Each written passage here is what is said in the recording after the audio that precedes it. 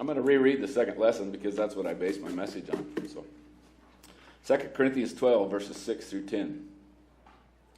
Even if I should choose to boast, I would not be a fool because I would be speaking the truth. But I refrain, so that no one will think more of me than is warranted by what I do or say, or because of these surpassingly great revelations. Therefore, in order to keep me from becoming conceited, I was given a thorn in my flesh, a messenger of Satan to torment me. 3 times I pled with the Lord to take it away from me, but he said to me, "My grace is sufficient for you, for my power is made perfect in weakness." Therefore, I will boast all the more gladly about my weaknesses, so that Christ's power may rest on me. That is why, for Christ's sake, I delight in weaknesses, in insults, and in hardships, and in persecutions, and in difficulties. For when I am weak, then I am strong.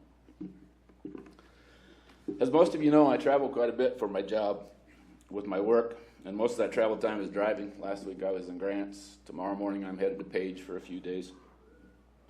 And I think we're kind of spoiled with modern technology because there's so many things to listen to.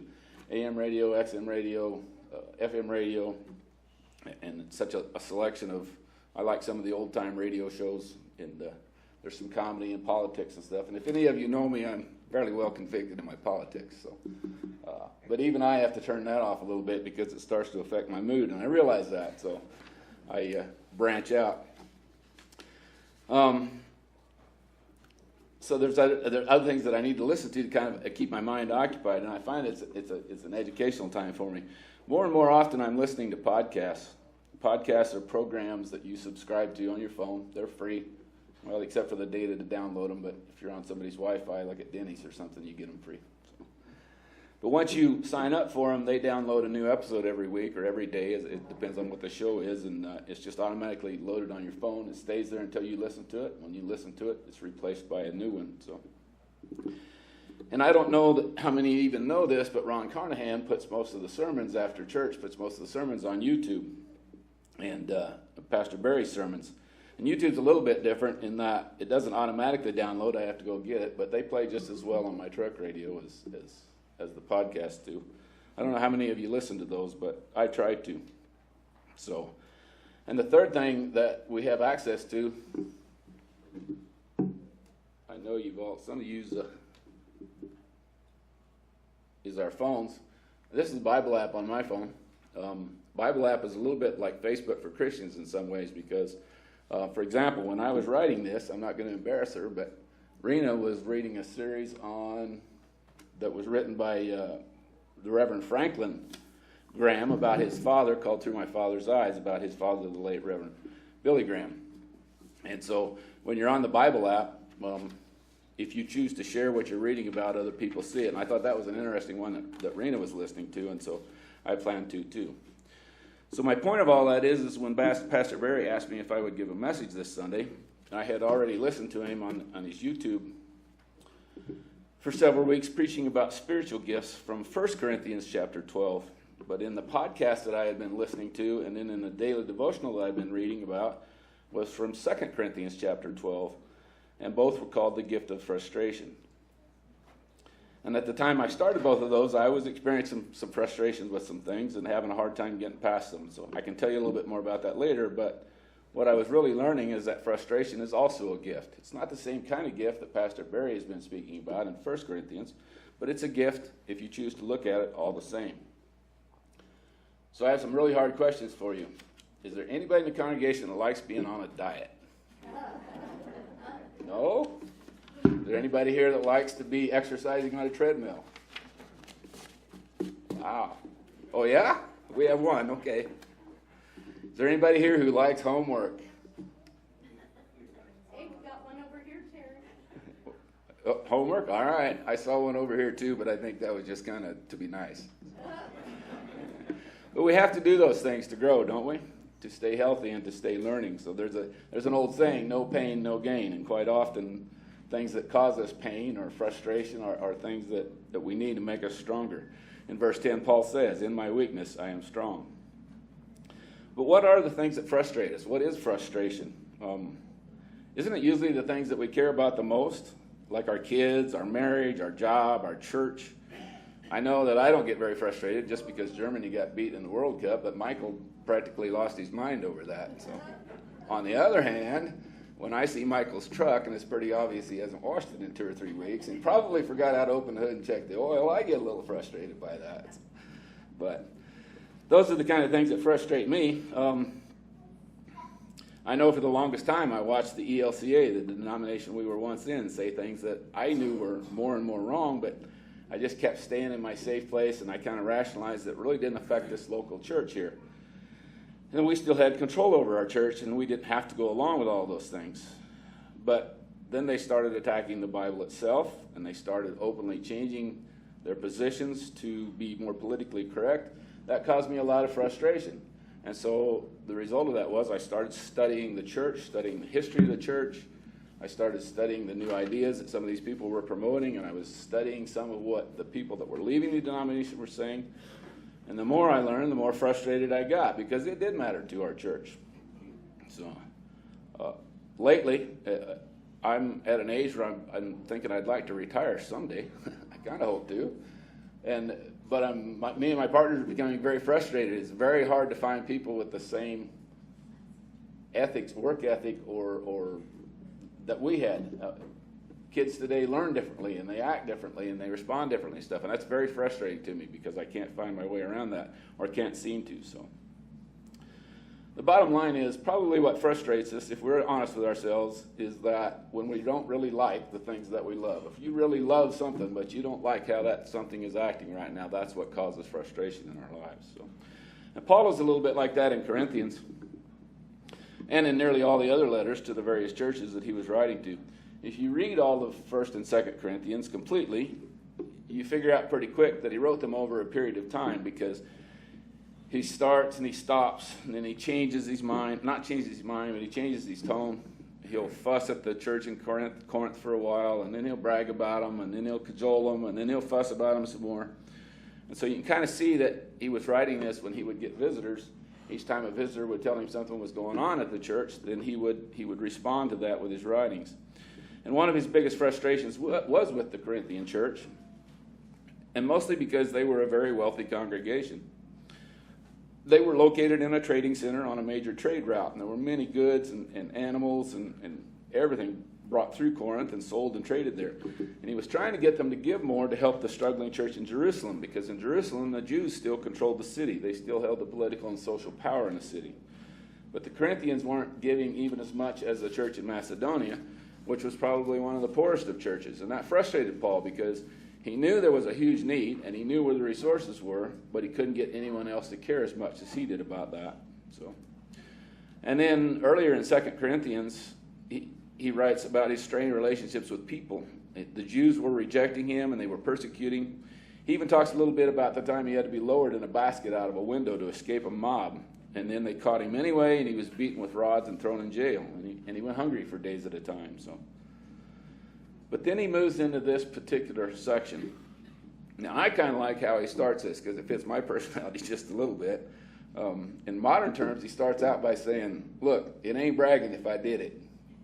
As he says, even if I should choose to boast, I wouldn't be a fool, because I would be speaking the truth.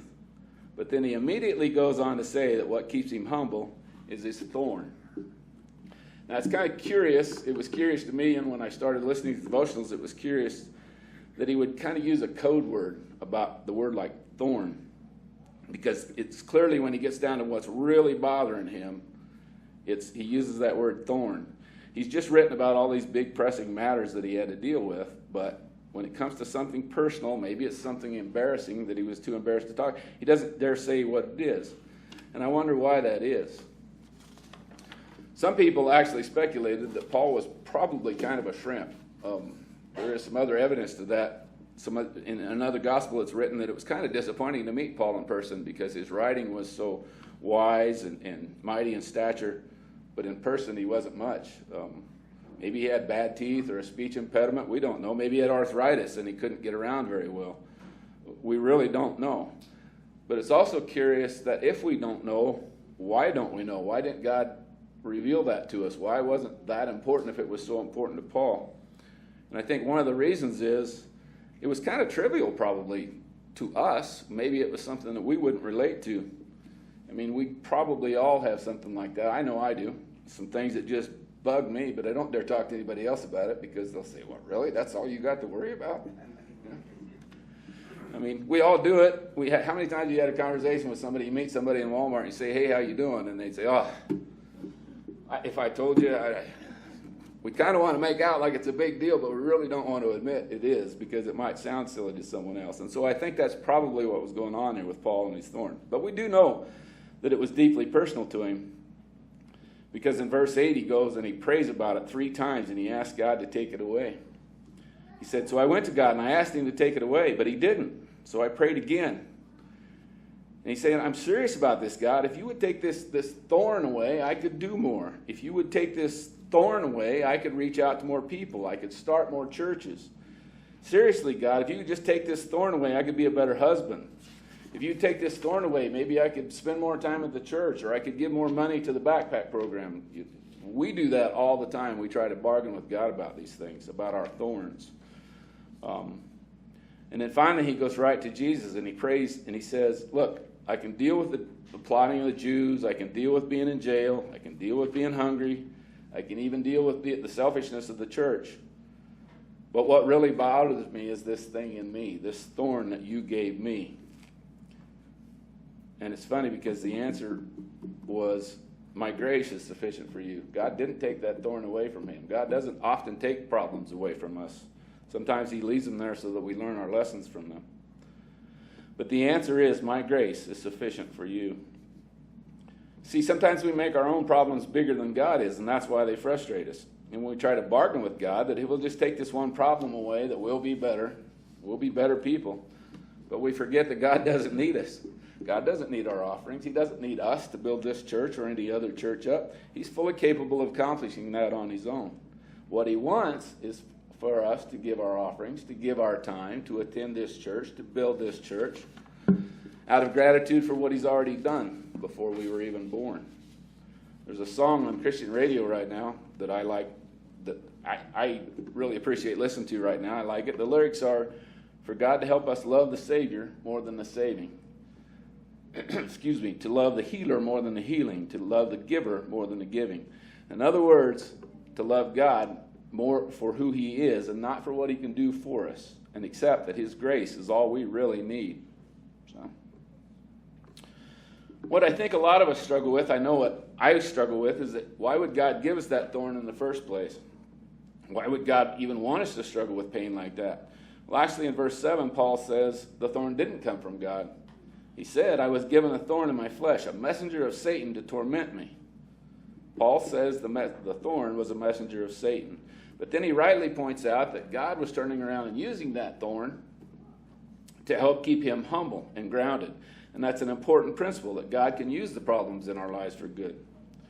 So when we're faced with a frustration, with a loss, with a pain, we have to ask, is that God speaking to us? Is that God using that to deliver us a message? Is there a lesson we need to learn? Paul says he didn't see it that way at first, and he prayed 3 times for God to take it away. Now, as in all things in the Bible, that's significant enough on its own if that's the only verse you read, but the more that you study the Bible, you know that you learn how the Bible is kind of intricately woven and no story ever stands alone. You see, there's some significance in what Paul says that. Jesus also prayed 3 times in the Garden of Gethsemane. He prayed for God to take away what he had to face, his problem, that he had to face the cross.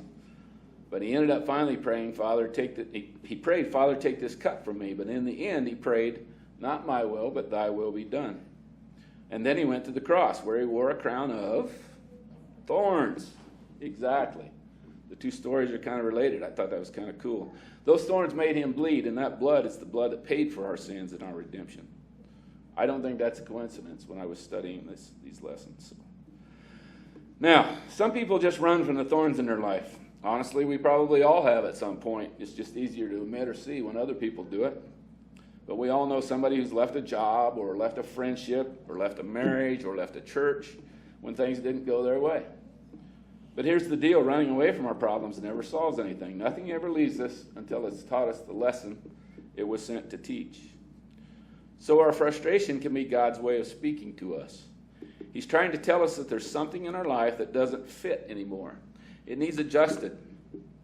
It's causing pain and worry. God wants our focus. God's telling us that there's something in our life that we've made bigger than him. There's something we need to turn over to him to handle. And maybe it takes frustration to make us mad enough, to make us upset enough to put our full attention to it. Paul says that when things were going good, his focus was on his gifts. But when he came to such a low point that he didn't know what to do any longer, when he just couldn't handle it anymore, that his focus shifted to God's grace. And that's what frustration does. See, frustration often leads us to our future, because when you pray for God to show you what he wants you to do next in your life, he's not likely going to send a marching band and a billboard to tell you that. Quite often, he'll just send us a thorn, a trouble, a disturbance, a frustration, something that gets our attention. And if we push it away, it'll just come right back. If we take that frustration out on people or our job or the school or our church that we think is causing that frustration, we're just going to be stuck with it forever. But if we learn to give it to God and let him teach how to deal with it, how to handle it, frustration will show us how to grow. If you listen, your frustration will teach us what we need to talk to our kids about. If you listen, frustration will tell you what part of your job, what kind of annoying person you need to learn how to deal with better. If we listen and pray, frustration will show us who we need to forgive. If we listen, frustration will show us the grudge that we need to let go of, because it's tying us down. It's not letting us move on. So maybe our frustration does come with a message. As I said, maybe our frustration is a gift. Maybe it's just preparing us to deal with some future task that God has in mind for us.